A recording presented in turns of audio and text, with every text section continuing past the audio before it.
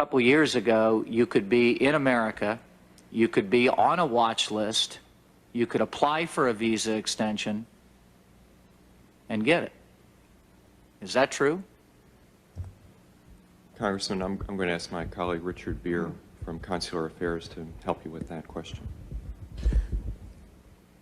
Again, to make the distinction, this application from someone already in the United States to extend their stay is adjudicated by the Immigration Service. Is it true? I only have about 4 minutes. Is it true that you could do that?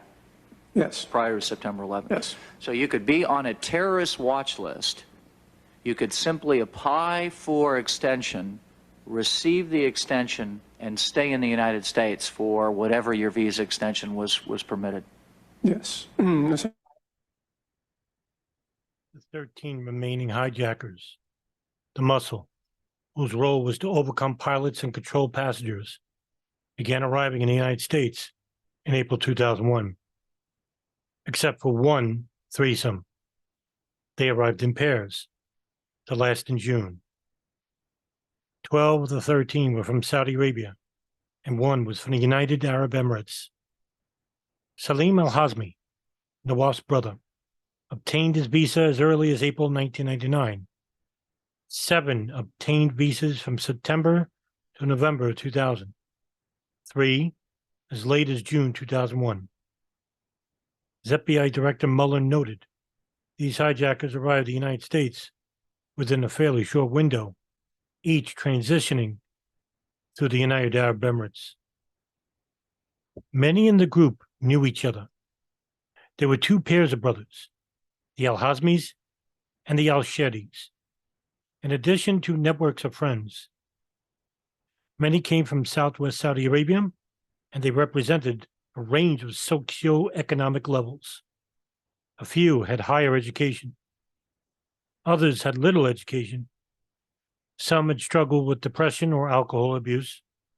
Some, according to the Director of Central Intelligence, Tenet, never exhibited much religious fervor before apparent exposure to extremist ideas to family, friends, or clerics, which led to an abrupt radicalization and separation from their families.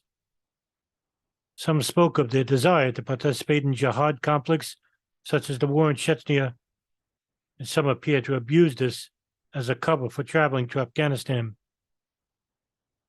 DCI Tenet also testified that as part of their commitment to militant Islam, these young Saudis traveled to Afghanistan to train in the camps of their exiled countrymen, Osama bin Laden.